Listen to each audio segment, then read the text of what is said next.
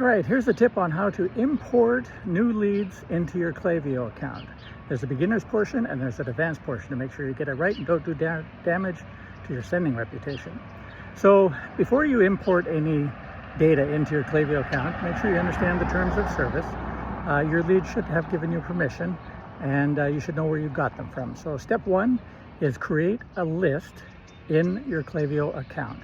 I usually name the list something that is related to what the source of the leads was or email addresses are, so that you know where they came from. Step two, you need a CSV file of those email addresses or leads or subscribers.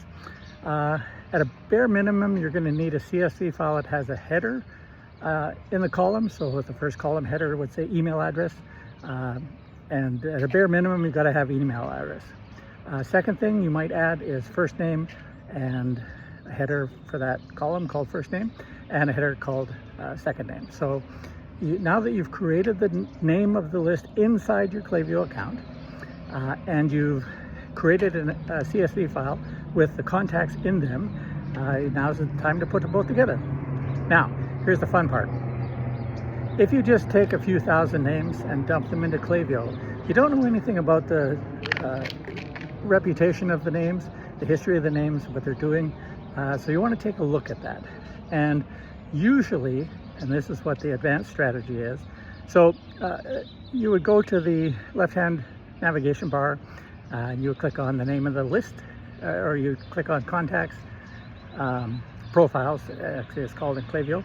And in profiles, I would go to the name of your list, and in the top right, once you're in the list, there's a button called upload or add contacts.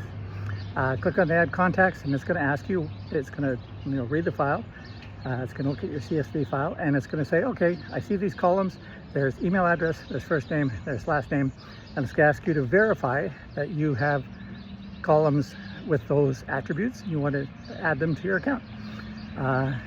When you confirm those, it'll upload the file. Now, here's the advanced tactic. If you've got an email list and you've got names to put in the list, you want to check them out and make sure the names behave like they're expecting to hear from you. So I always create a flow and attach it to that list, and the flow says something like, hey, let's keep in touch, or we haven't heard from you for a while, or you haven't heard from us for a while. But basically it's a reconnection email. If you've been emailing this list often, then the characteristics of the list will be kind of normal. And normal means open rates are good, click-through rates, there might not be anything, but the bounce rate, unsubscribe rate, and spam rate will be within guidelines. If you get any abnormal readings in those four categories, you're going to get your account flagged for sending.